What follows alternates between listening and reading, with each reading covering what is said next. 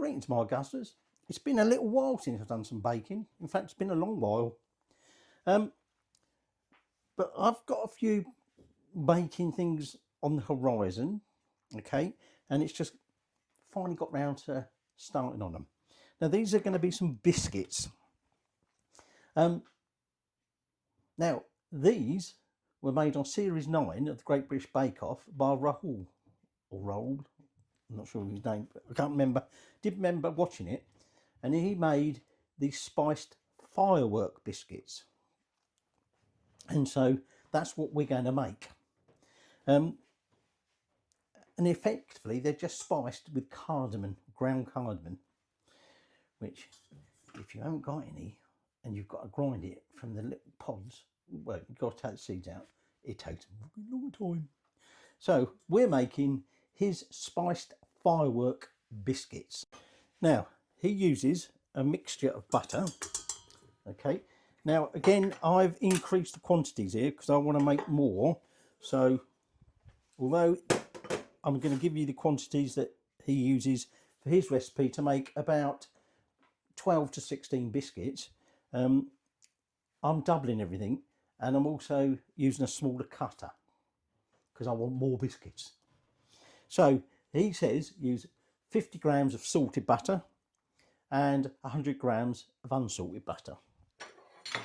And we put that, actually we don't need that for this, we're going to put that into the stand mixer, and we just want, a bit hard that butter, it has been stood outside for a while, but what we're going to do is just, we want to get it all creamed together.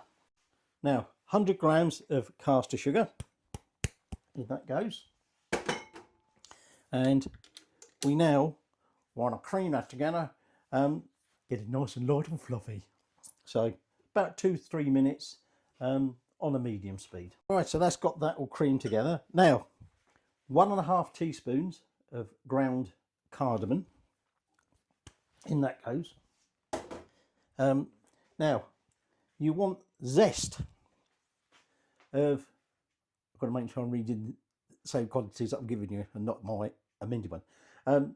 2 unwaxed lemons, the zest of, and 1 unwaxed orange zest. That's going in. Cool. Well, when I zested that orange, it was certainly putting out lots of oil. It went everywhere. And then you want 2 eggs. In there you go. Now you're going to want flour and some bicarb, and you will be need, when we come to roll it, I'll need a little bit of flour, but you'll want 250 grams of plain flour and 1/4 teaspoon of bicarb, but we're not putting that in just yet. I'm just going to get these combined together about 2 or 3 minutes again. So that's all now combined. I did need to have a good scrape down to get it all mixed. Now we're going to do the final mixing when we put the flour in, so don't overwork it. We're going to do that by hand with a wooden spoon. So you're going to want 1/4 teaspoon of bicarb. Just checking I've got bicarb and not baking soda. They both come in exactly the same tub, it just has a different name on top. And then the flour, I think I said to you 250 grams plain flour. Okay, and we're just going to sift that in, and then oh, I thought I was still on saying we're going to mix it all together by hand, and if need be, at the very end, get your hands in there. First, you might think too dry. Just found a lump of butter there that I didn't incorporate properly, and you think to yourself, that no way is that going to come together. But it does gradually, as you mix it, it does start firming up into a dough. Okay, so like I say, once it appears to be as far as I can get with a spoon, there's still a few patches of flour there. I'm going to tip that out and just get my hand in there and get working it with my hands just to make sure it's all mixed together. And then we're going to put it in the fridge to chill. So there we have our little package of dough. It's very sticky, okay, and we need to get it nice and chilled. And when we cut the biscuits, we need them to chill again, because otherwise they'll spread too much. So that's going in there for, like I say, for about 30 minutes. Towards it, well, actually, you don't really need to worry too much.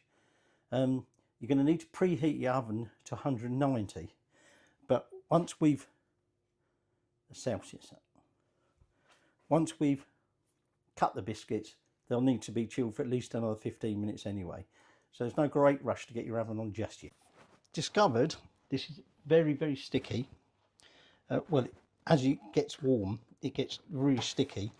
And his suggestion that you rolled it between 2 sheets of baking paper essentially did absolutely nothing. It just stuck to everything. It also sticks to your cutter. So you want to roll it out, and if you know, I didn't really want to use extra flour, but I've got no choice. I've got a baking tray here. I've got some others already done, and all I want to do is just cut out these circles, and you do need to make sure you keep flour in that cutter, else it sticks to the cutter and you'll deform your biscuits when you try and get them out. So they're just going to go onto the baking tray. Okay, these will behave themselves a bit. Did I say about 4mm thick? Okay, and then they're going to go and chill for at least 30 minutes. And at which point we want to cook them. And like I say, we want to put our oven on at 190. And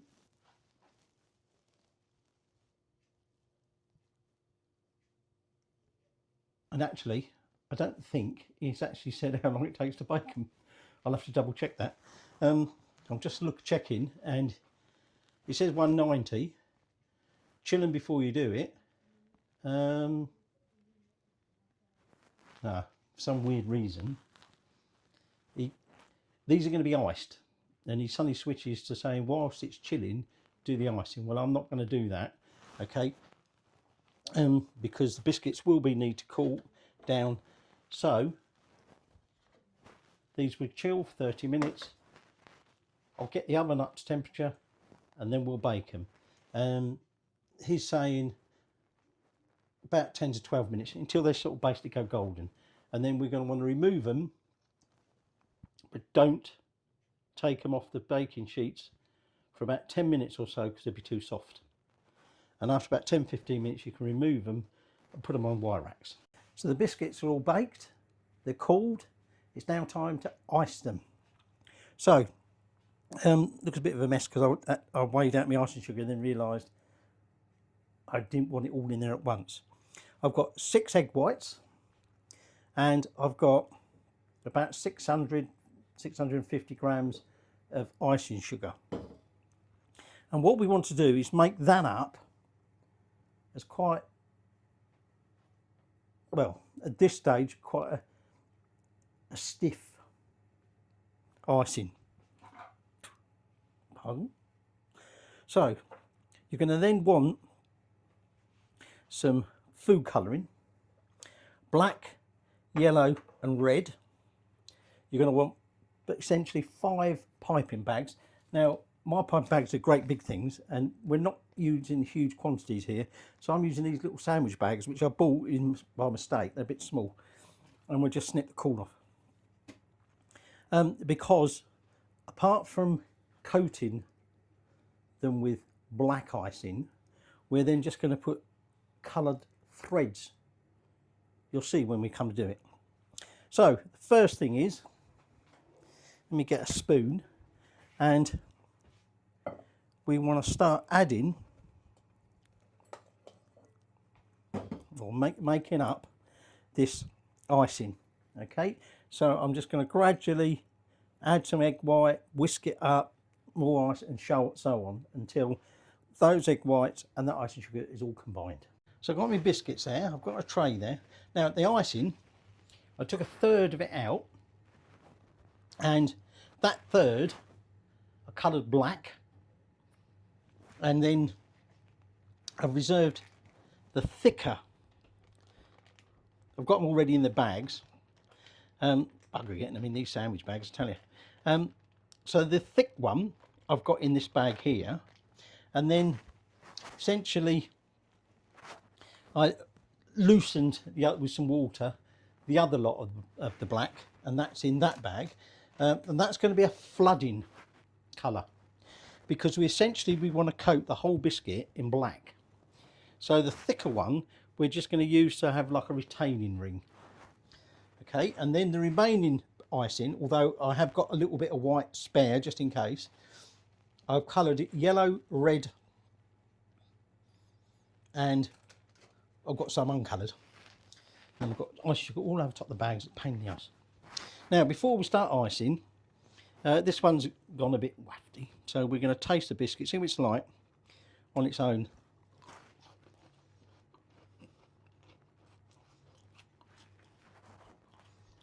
It's crisp,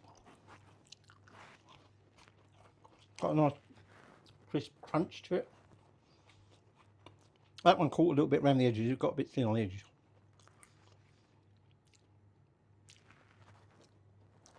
I'm getting the cardamom, but I wouldn't say it's overpowering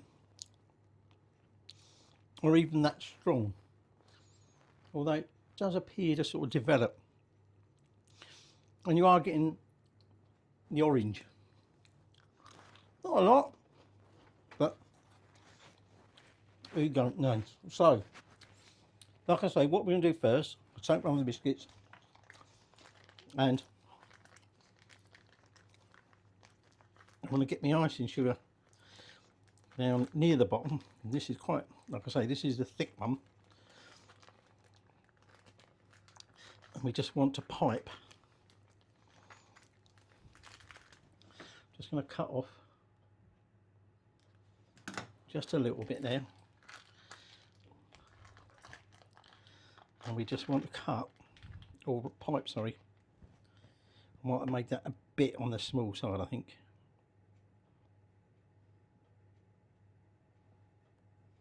Yeah.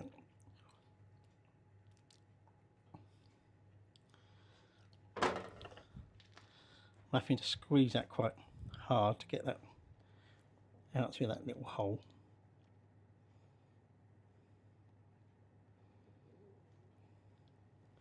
So that gives me my little retaining wall. Okay, so I'm going to repeat that on all these other ones.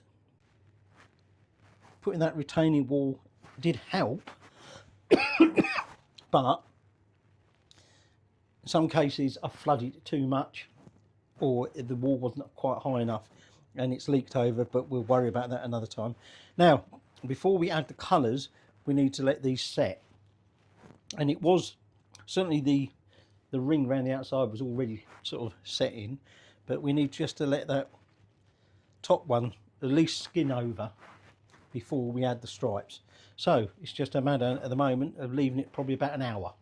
So this is where, there's a blob there, we're now going to start applying our fireworks streaks. So starting with the white, be careful because it does tend to run out very easily. So ideally you want to start in the centre and radiate out, although it is quite tricky. And so when I've done the white, oops, I will then repeat, adding in between the other colours. So remember, we got some black, sorry, we got some red and some yellow. Now he suggests, if you've got it, and I have somewhere but I can't find it, you can apply some sort of gold dust, if you like, just to give it a bit of a sparkle. Once these have all set, but at the moment I haven't been able to locate mine. So there's the finished article. Got to let it set now. A lot more blobby than Rahul's. He was much finer lines. I don't know who did it, because he must have made his icing sugar a bit thicker. But I've certainly earned my beer tonight. But there we go. There is his spicy or spiced firework biscuits. I'll let them set. But I've already tasted the biscuit. Basically, it's just icing on top. Plenty of sugar. There you go.